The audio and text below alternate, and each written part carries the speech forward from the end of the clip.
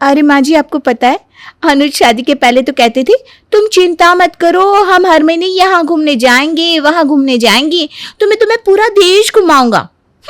हमें क्या पता था रसोई से कमरे तक ही पूरा देश सीमित हो जाएगा।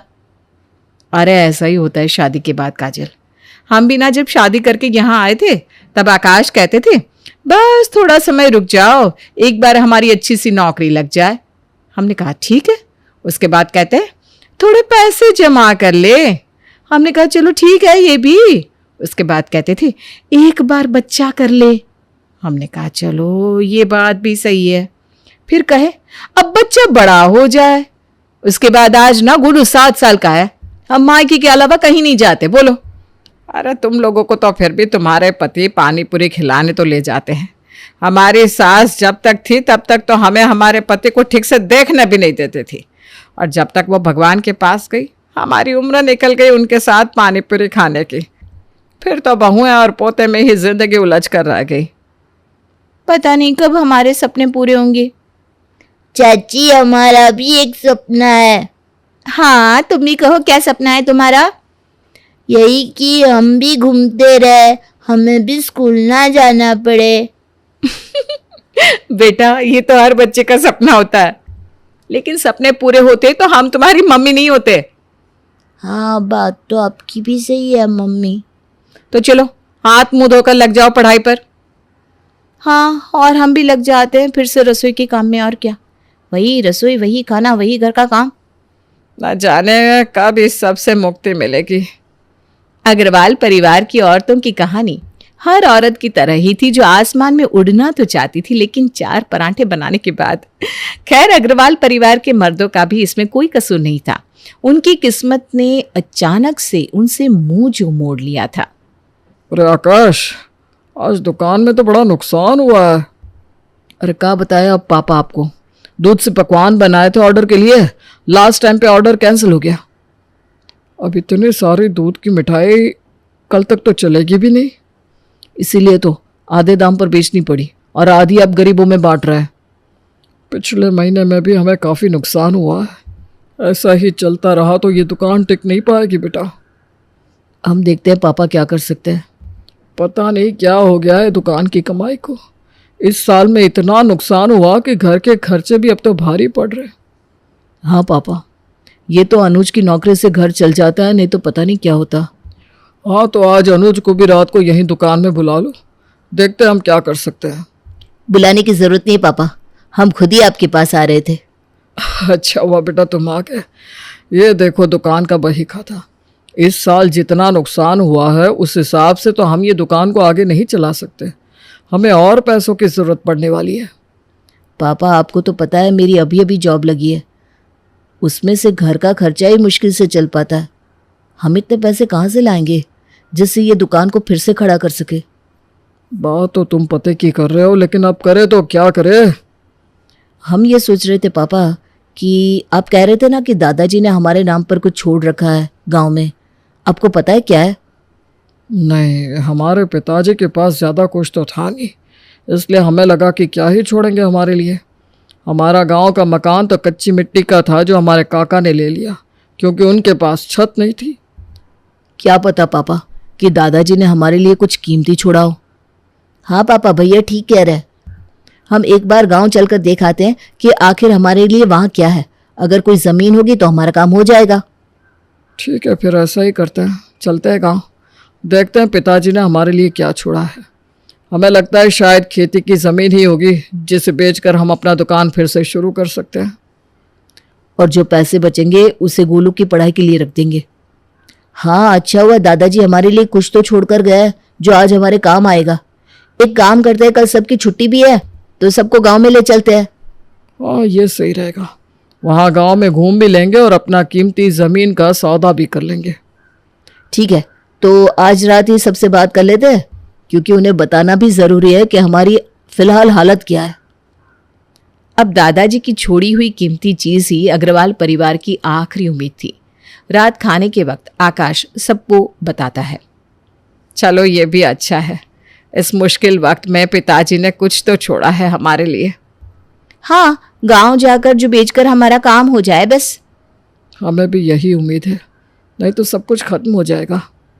अब विश्वास रखिए भैया, हमारा काम कल हो ही जाएगा, देखना। मेरे पिताजी ऐसे ही कुछ थोड़ी ना छोड़ेंगे हमारे लिए। उन्होंने सोच समझकर कोई कीमती चीज़ ही छोड़ी होगी।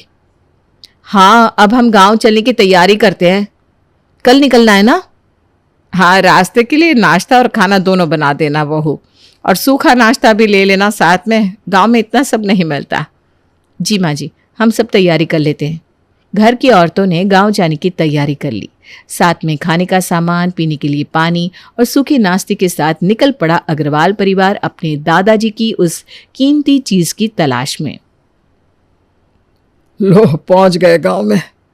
कितनी शांति है ना यहाँ। हाँ, हरे हरे खेत है दूर दूर तक। पापा, हरी काका आ गए?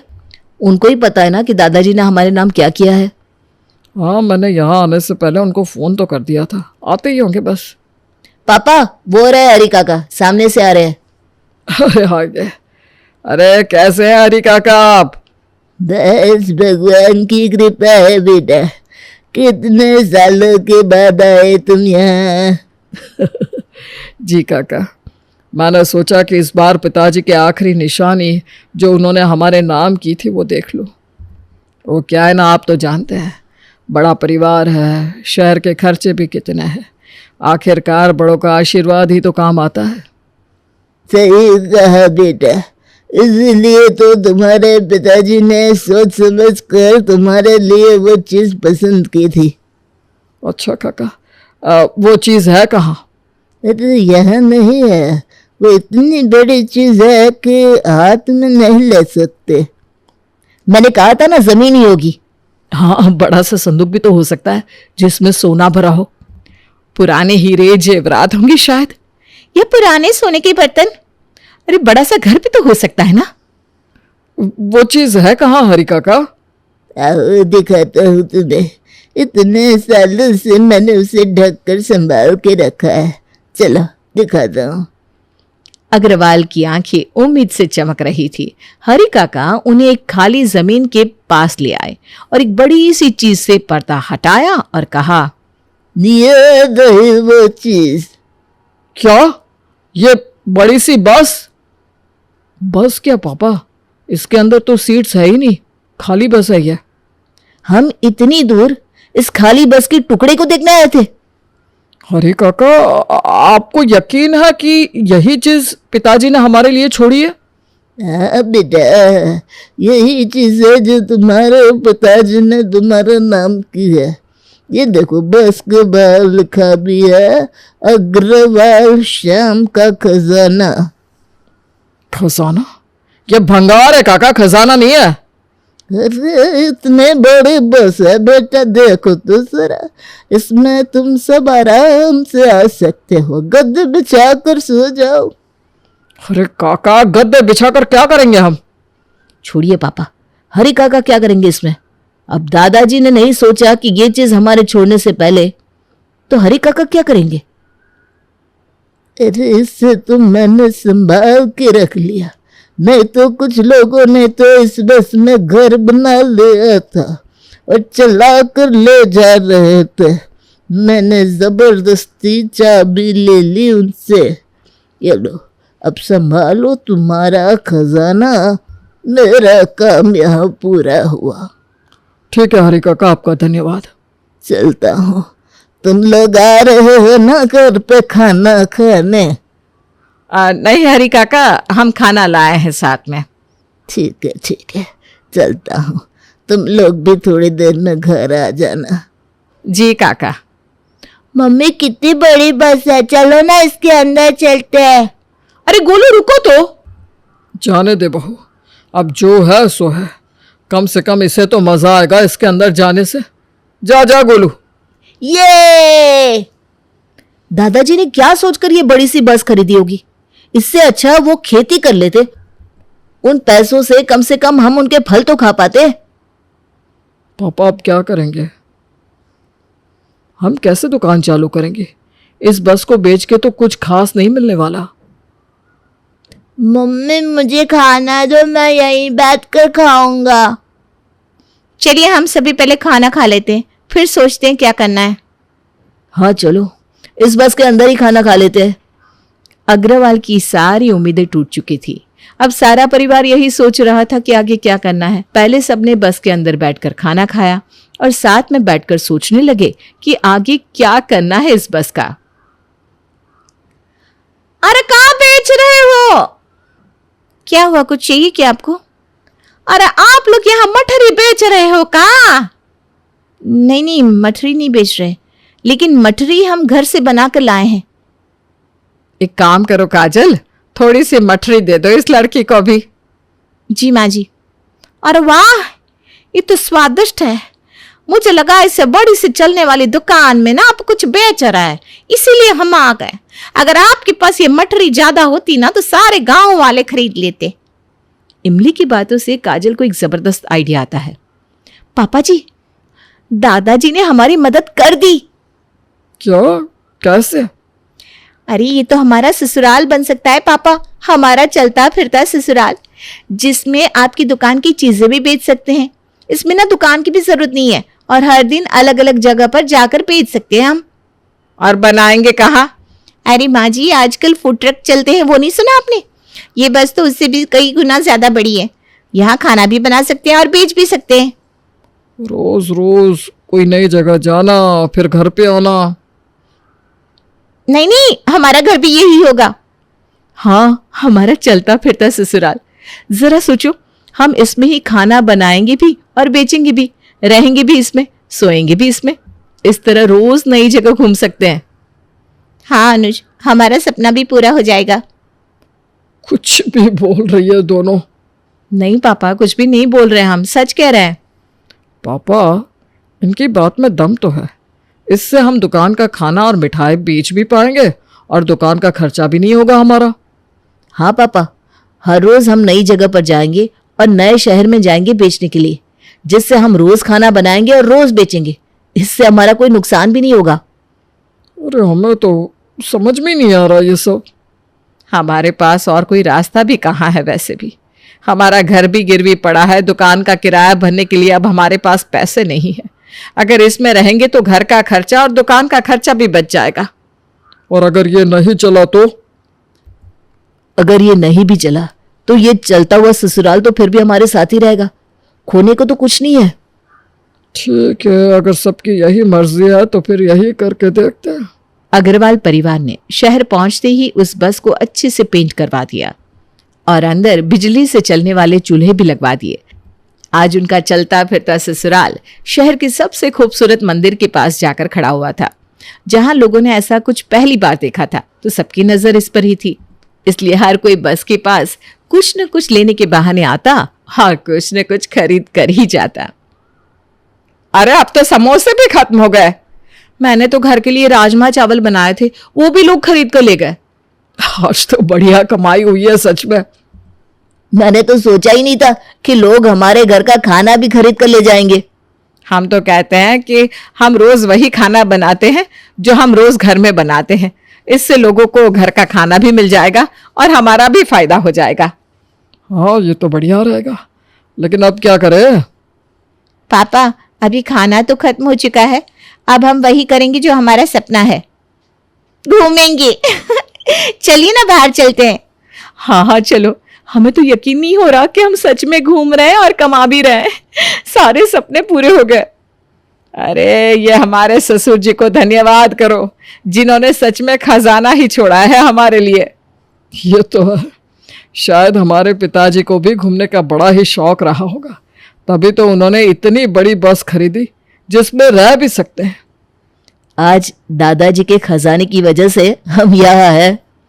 अग्रवाल परिवार ने कभी सपने में भी नहीं सोचा होगा कि उनका ये छोटा सा आइडिया इतना काम आ जाएगा। उन्होंने अपने शहर में ही नहीं लेकिन अब अलग अलग शहर में जाना शुरू कर दिया था।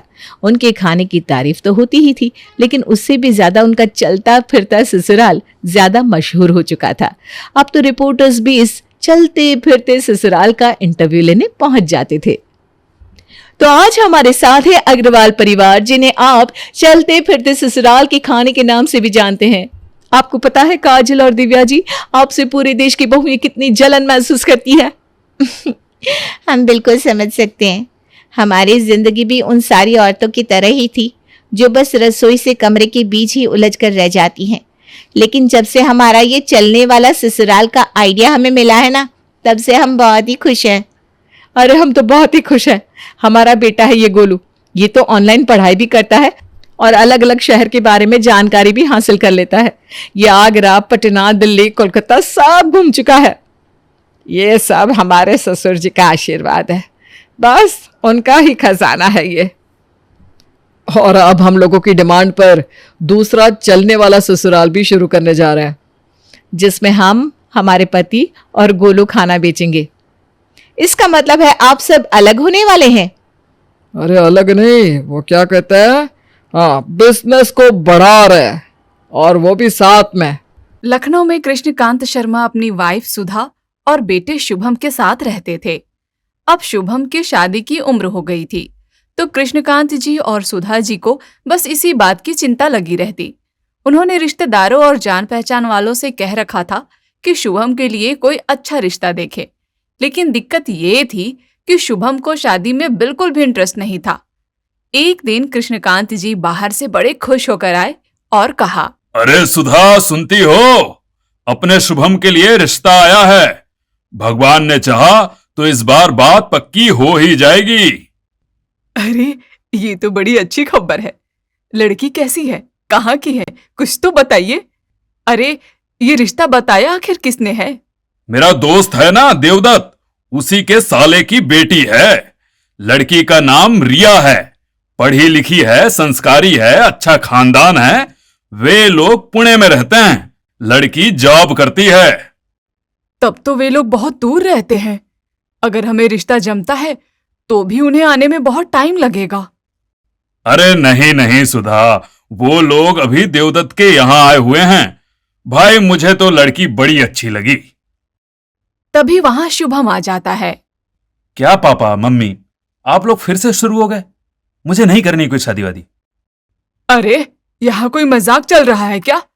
तेरी शादी की उम्र हो चुकी है, क्या जिंदगी भर ऐसे ही रहने का इरादा है? शादी तो तुझे करनी ही पड़ेगी। मम्मी प्लीज, मैं शादी विवाह के चक्कर में नहीं पड़ना चाहता। क्यों, कोई टेंशन है क्या? शादी मतलब झंझट, प्रॉब्लम, कॉम्प्रोमाइज, और कौन जाने मेरी बीवी मेरी टाइप की होगी भी या नहीं। सुबह उठते ही चाय लेकर रात के खाने तक बहस, रूठना मनाना, नो थैंक यू। अब मैं तेरी एक नहीं सुनूंगी। इस रविवार हम देवदत्त भाई साहब के घर चलेंगे, वहां बैठकर सारी बातें होंगी।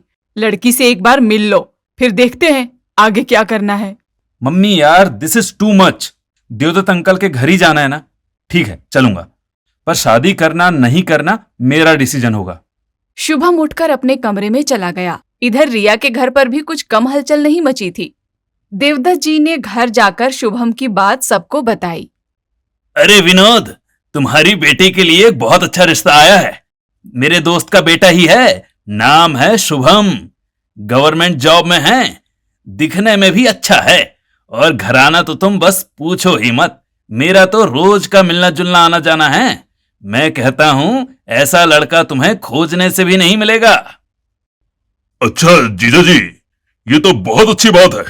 जान पहचान का रिश्ता है तो किसी झूठ सच का डर भी नहीं है, वरना आजकल शादी विवाह के मामले में कितने फ्रॉड हो रहे हैं। मैं तो कहती हूँ जीजा जी, उन्हें रविवार को हमारे यहाँ बुला ही लीजिए। आपस में मिलजुल लेंगे, लड़का लड़की भी आपस में एक दूसरे को देख लेंगे। सब सही रहा तो चटमंगनी और पट ब्याह। क्या मम्मी, आप तो हाथ धोकर मेरी शादी के बस पीछे ही पड़ गई हो। अरे नहीं करनी मुझे कोई शादी वादी। शादी करो, फिर बच्चे पैदा करो, और फिर इस झमेले में उलझे रहो। ऊपर से लड़का मेरे टाइप का ना हुआ तो और एक मुसीबत, उसे भी पूरी जिंदगी झेलो। बेटा, शादी की उम्र हो गई है और सही समय पर शादी कर लेनी चाहिए। ये जो आपके नखरे हैं ना, इसे जरा कम करो। अच्छा खासा लड़का है, ऐसे रिश्ते बार बार नहीं आते। रिया बेटा, एक बार मिल लो। मैंने तो उन्हें रविवार को बुला लिया है, आपस में बात कर लो, हम भी आपस में बैठकर बात कर लेंगे। क्या मुसीबत है, कह दिया एक बार शादी नहीं करनी, जबरदस्ती मेरे पीछे पड़े हो सब। ठीक है, बुला लीजिए। रविवार को उन लोगों से मिल लूंगी, पर कोई मेरे साथ जबरदस्ती नहीं करेगा शादी के लिए, मैं पहले ही कह देती हूँ। न रिया शादी करने को तैयार थी न शुभम, पर घर वालों को उनकी शादी की जल्दी थी। देखते देखते रविवार भी आ गया। शाम को कृष्णकांत जी सुधा और शुभम के साथ देवदत्त जी के घर आए। उन्हें विनोद और इंदु से मिलकर काफी अच्छा लगा। भाई, हमें तो आप लोगों से मिलकर बड़ी खुशी हुई। बहुत अच्छा लगा ये देखकर कि आज भी हमारे संस्कार जिंदा हैं। अब आप लोग इतने अच्छे हैं तो बेटी तो अच्छी होगी ही। हाँ बहन जी, आप लोगों से मिलकर हमें भी बड़ी तसल्ली हुई कि हमारी बेटी इस घर में बहुत सुखी रहेगी। बस एक बार शुभम और रिया आपस में बात कर ले और एक दूसरे को पसंद कर ले। शुभम बेटा, तुम्हें कुछ रिया से पूछना है तो पूछ सकते हो और बेझिझक होकर अपनी बात यहां सबके सामने रख सकते हो। दरअसल अंकल, मैं तो मम्मी पापा के दबाव में आकर जबरदस्ती यहाँ आया हूँ। एक्चुअली मुझे तो शादी करनी ही नहीं है। Yes, same here. मुझे भी शादी में कोई इंटरेस्ट नहीं है और मुझे नहीं लगता शुभम मेरे टाइप का लड़का है। अरे बेटा, शादी तो एक ना एक दिन करनी ही पड़ेगी। यहां नहीं तो कहीं और करो, पर करनी तो पड़ेगी। पर हमारे विचार ही नहीं मिलेंगे तो एक साथ कैसे रहेंगे? शुभम बेटा, अभी ना तुम रिया से मिले ना तुमने उसे जाना। तुम ऐसे कैसे कह सकते हो कि तुम्हारे विचार नहीं मिलते? तो आपकी तसल्ली के लिए मैं यहाँ सबके सामने ही रिया से कुछ पूछ लेता हूँ। रिया, तुम्हें घूमने कहाँ जाना पसंद है? मुझे तो बीच बहुत पसंद है। दोस्तों के साथ बीच पर घंटों मस्ती करना, समुद्र में नहाना, पार्टी करना मुझे बहुत अच्छा लगता है। और मैं बिल्कुल अपोजिट हूँ। मुझे हिल स्टेशन पसंद है। मुझे शांति से अकेले कुछ पल गुजारना पसंद है। पार्टी तो मैं बिल्कुल नहीं चाहता। मुझे बहुत बोरिंग लगती है। अब आप ही कहिए अंकल, हमारे विचार कहाँ मिलते हैं? हमारी तो एक मिनट भी नहीं पटेगी। तुमने जो भी सवाल पूछे उसका रोजमर्रा की जिंदगी से कोई लेना देना नहीं है। तुम दोनों को ही शादी करने का मन नहीं है। इस चीज में तो तुम्हारे विचार एक है ना, तो फिर आगे भी एक हो जाएंगे। और बेटा रिया, शादी हो जाने के बाद तुम दोनों को अगर कोई भी प्रॉब्लम हो, छोटी सी छोटी कुछ भी प्रॉब्लम, तो हम संभाल लेंगे, हम उसे सॉल्व करेंगे। हाँ शुभम बेटा, हम तुम्हारी छोटी सी छोटी प्रॉब्लम में भी तुम्हें अकेला नहीं छोड़ेंगे। अरे हम सब हैं ना, इतने सारे लोग तुम्हारे साथ हैं, हम सब संभाल लेंगे। तुम दोनों शादी के लिए हाँ कर दो। ठीक है, अगर आप लोग सब कुछ संभालने को तैयार हैं तो मैं भी शादी करने को तैयार हूँ, पर हमारी नहीं जमी तो आप लोगों को ही सुलझाना पड़ेगा सब। हाँ ठीक है, फिर एक बार शादी करके देख ही लेते हैं। अब घर वालों की इतना कहने पर और ये विश्वास दिलाने पर कि हर प्रॉब्लम घर वाले सॉल्व कर देंगे, शुभम और रिया ने घर वालों की खुशी के लिए शादी कर ली। रिया अब शुभम के घर आ गई थी। रिया एकदम मॉडर्न और खुले विचारों की थी। अगले दिन सुबह म्यूजिक की तेज आवाज से शुभम की आंख खुली। उसने देखा तो रिया म्यूजिक चलाकर वर्कआउट कर रही है। रिया, ये क्या तरीका है? सुबह के 7 बजे म्यूजिक बजाने का टाइम होता है क्या? ओह गॉड, शुभम सुबह नहीं हुई क्या तुम्हारी? वर्कआउट के बिना मेरा दिन शुरू नहीं होता और म्यूजिक तो मेरे वर्कआउट का हिस्सा है। बिना इसके मूड ही नहीं बनता। मूड नहीं बनता तो मैं क्या करूं? मैं सो रहा था, रात को देर से सोया हूं। तुमने मेरी नींद खराब कर दी। सॉरी डियर, मैं अपनी फिटनेस पर कोई कॉम्प्रोमाइज नहीं करती। शादी हो गई तो क्या, अब फिगर की बैंड बजा दूं? मैं हर दिन ऐसे ही वर्कआउट करती हूँ और करती रहूंगी। तो मैं रोज तुम्हारे म्यूजिक से डिस्टर्ब होता रहूं? मेरे ही घर में मैं चैन से सो भी नहीं सकता क्या? हाँ, मैं तो ऐसी ही हूँ। तुम्हें सोना है तो कान में रुई डाल लो या और कोई तरीका निकालो, पर मैं तो रोज म्यूजिक के साथ वर्कआउट करूंगी। इस बात पर दोनों की जबरदस्त बहस हो जाती है। शुभम गुस्से से अपनी माँ सुधा के पास जाता है। मम्मी, देखो ना इस रिया को, सुबह सुबह इतना लाउड म्यूजिक चलाकर एक्सरसाइज कर रही है। सोने नहीं दिया मुझे। कहती है मैं तो ऐसे ही करती हूं। अब क्या मैं रोज नींद खराब करूं? अच्छा, बस इतनी सी बात? इतनी सी बात? आप समझ नहीं रही है मम्मी, पूरा घर हिल रहा था म्यूजिक से। बेटा, यही तो शादी है। अब 2 अलग अलग दुनिया के लोग एक छत के नीचे आए हैं तो थोड़ी बहुत टक्कर तो होगी। तो क्या करूं? क्या ये सब जिंदगी भर झेलना होगा? बात करो उससे, समझाओ प्यार से। हर छोटी बहस पर घर वालों को बीच में लाओगे तो प्रॉब्लम सॉल्व नहीं होगी, बढ़ेगी। ये तुम दोनों के बीच की बात है, सुलझाओ आपस में।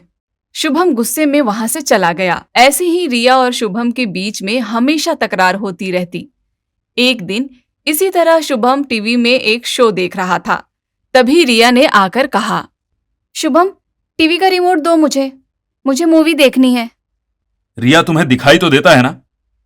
शायद मैं अभी टीवी देख रहा हूं। मेरा फेवरेट शो आ रहा है। मेरा शो खत्म हो जाए फिर तुम मूवी देख लेना। मुझे मूवी अभी देखनी है। तुम्हारे शो के चक्कर में मेरी आधी मूवी निकल जाएगी। मैंने कहा ना, मुझे रिमोट दो। नहीं दूंगा, क्या कर लोगी? तुम भी मेरे साथ साथ बैठकर ये शो देख लो ना। मुझे ऐसे वाहियात शो बिल्कुल पसंद नहीं। और सुनो मिस्टर, मेरे से पंगे मत लेना। अरे जाओ जाओ, अभी तो मैं ही टीवी देखूंगा। रिया गुस्से से वहां चली गई और रूम में जाकर अपने पापा को फोन लगाया। हाँ बेटा रिया, बोलो, कैसी हो? पापा, देखिए शुभम मुझसे किस तरीके से बात करता है। ये शुभम बहुत अड़ियल है। मैंने इससे कहा कि मुझे मूवी देखनी है, टीवी का रिमोट दो, तो इसने कहा नहीं देता, जो करना है कर लो, मैं अपना शो देखूंगा। पापा, आज तक आपने और मम्मी ने मुझे कभी ऐसे नहीं कहा।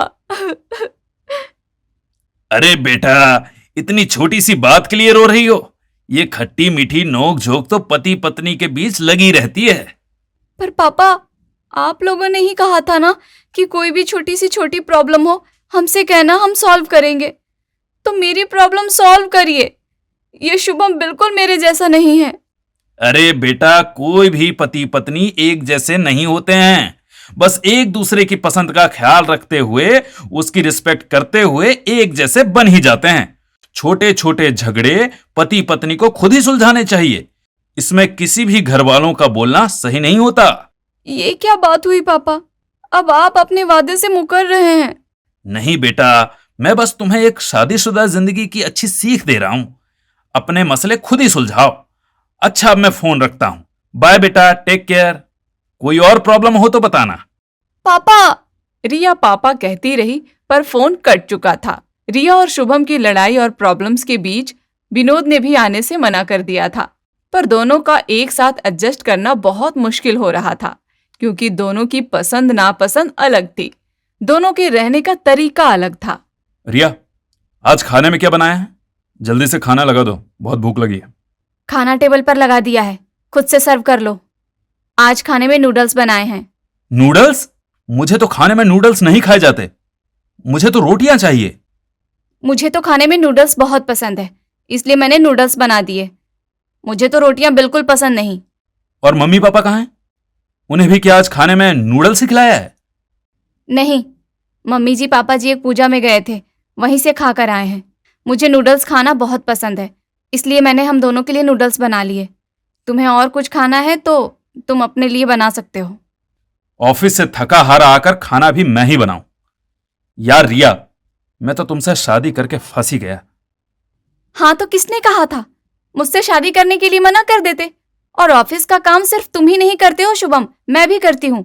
फर्क बस इतना है कि तुम ऑफिस जाकर करते हो और मैं वर्क फ्रॉम होम करती हूँ। और उसके बावजूद भी एक तो मैंने तुम्हारे लिए नूडल्स बनाए और ऊपर से तुम मुझसे ही झगड़ा कर रहे हो। यार, तुमसे तो बात करना ही बेकार है। मुझे तो ऐसी बीवी चाहिए थी जो मेरी देखभाल करे, मेरे पसंद का खाना बनाए, जो मेरे साथ वक्त बिताए। और एक तुम हो बिल्कुल अपोजिट।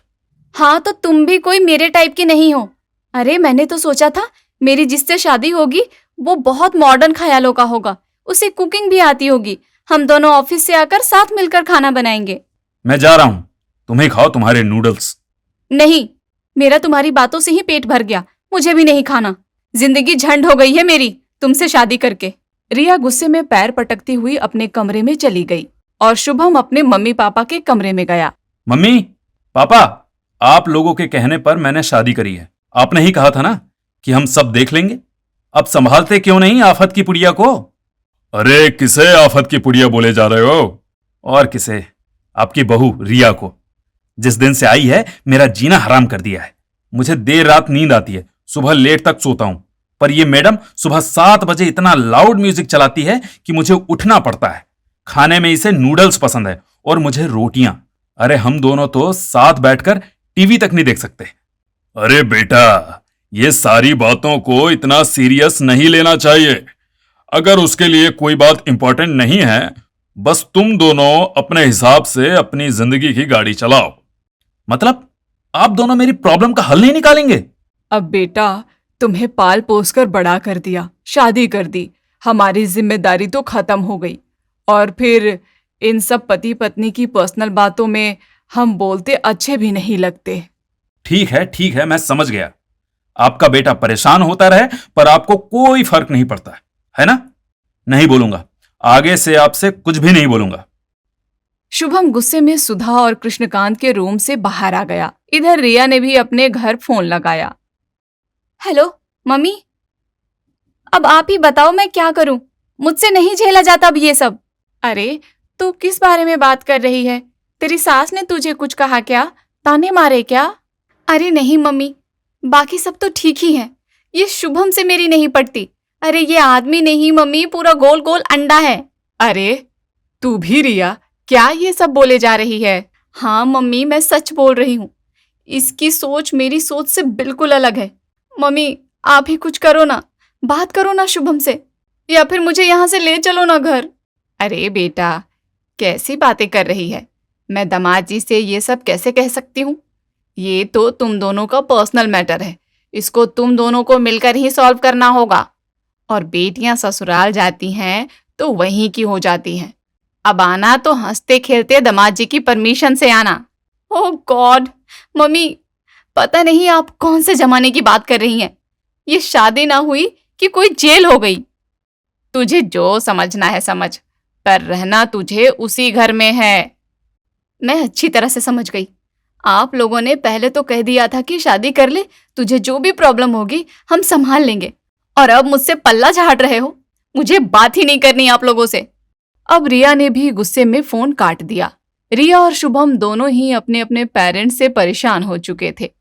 एक दिन शुभम अपने रूम में बैठा बुक पढ़ रहा था, तभी रिया वहां आई और उसने कहा, देखा शुभम, हम इस बात पर भी बिल्कुल मैच नहीं करते। अरे तुम्हें बुक पढ़ना कितना पसंद है और मुझे ये बुक्स बिल्कुल बोरिंग लगती है। हाँ, बात तुम्हारी सही है रिया। हम दोनों बिल्कुल नॉर्थ और साउथ की तरह है, एकदम अपोजिट। हम दोनों कभी नहीं मिल सकते। और देखो, हमारे पेरेंट्स भी अब अपनी बात से मुकर रहे हैं।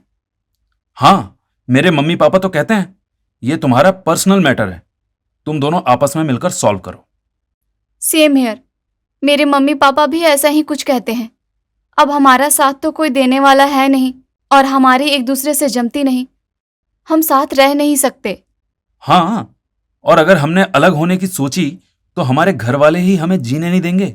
मेरे मम्मी पापा तो मुझे मार ही डालेंगे लगता है। मेरे पास एक आइडिया है।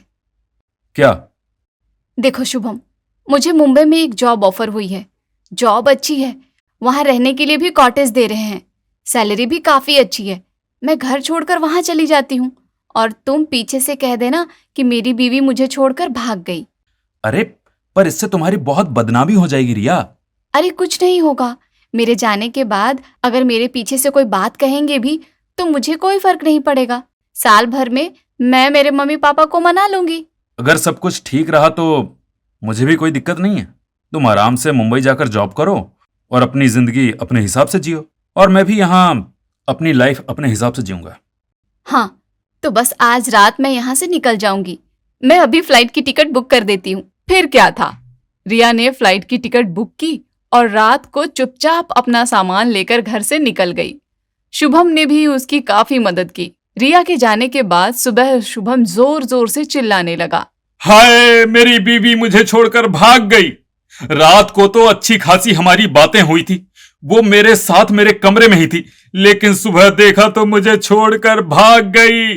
अरे शुभम, क्या तुम सच कह रहे हो? सच में रिया घर छोड़कर भाग गई? शुभम, तुमने इधर उधर ढूंढा ना, कहीं रिया बाथरूम में तो नहीं? अरे नहीं मम्मी, मैंने सब जगह देख लिया है, वो सच में छोड़कर भाग गई है। बस एक छोटा सा लेटर मिला है जिसमें लिखा है शुभम, तुम्हारा मेरा कोई मैच नहीं है, इसलिए मैं जा रही हूं। अपनी जिंदगी अपने हिसाब से जियो। Best of luck and enjoy your life. हे भगवान, ये तो सच में भाग गई। हाँ मम्मी, सच में मेरी बीवी मुझे छोड़कर भाग गई। रिया के जाने के बाद शुभम ने रोते हुए इतनी अच्छी एक्टिंग की कि सब सच मान गए। रिया मुंबई पहुंच चुकी थी। उसने जॉब ज्वाइन कर ली और आराम से अपनी जिंदगी अपने हिसाब से जीने लगी। शुभम भी अब अपनी जिंदगी में बहुत खुश था।